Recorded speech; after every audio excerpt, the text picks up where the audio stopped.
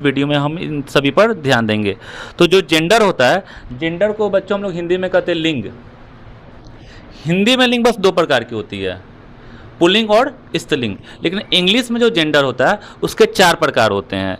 जैसे कि जेंडर, सबसे पहले अगर हम बोला जाए कि जेंडर का एक ऑफिशियल डिफिनीशन क्या होता है कि लिंग हमें यह बताता है कि कोई संज्ञा जो है वह नर है कि मादा है, कोई संज्ञा जो है नर है कि वो मादा है। तो यहाँ पे जेंडर का इंग्लिश में डिफिनीशन होगा, gender denotes A male and a female. Gender आपको जो है वह बताता है कि कोई जो है प्राणी है वो क्या है, वह लिंग है, वह स्त्रीलिंग है कि पुल्लिंग है, उसकी लिंग क्या है वह बताता है। और इंग्लिश में जेंडर आपको यह भी बताता है कि कोई जो जेंडर है वह कॉमन है कि न्यूटर है। जेंडर इंग्लिश में चार प्रकार के होते हैं। जेंडर के 4 टाइप्स होते हैं। पहला देखिएगा तो वो होता है आपका मैस्कुलिन, और दूसरा जो होता है वो होता है फेमिनिन। तीसरा होता है बच्चों वह होता है कॉमन जेंडर। क्या होता है? Common gender.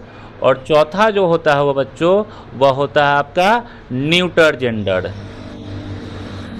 अब आप बोलोगे सर ये मैस्कुलिन और फेमिनिन तो जानते हैं, ये कॉमन और न्यूटर ये किस चिड़िया का नाम है?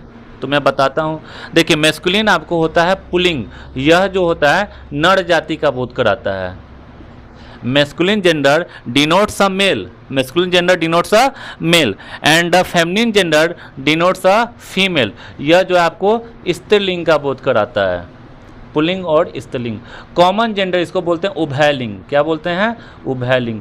यह कॉमन जेंडर उभयलिंग यह बताता है कि कोई जो नाउन है वह मेल भी हो सकता है, फीमेल भी हो सकता है। उभय का मतलब होता है दोनों। क्या होता है? दोनों।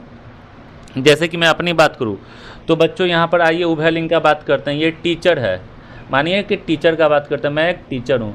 तो टीचर जो है वह एक मेल भी हो सकता है, वह एक फीमेल भी हो सकता है। तो उस तरह का जेंडर इंग्लिश में कॉमन जेंडर होता है, हिंदी में उभयलिंग कहते हैं।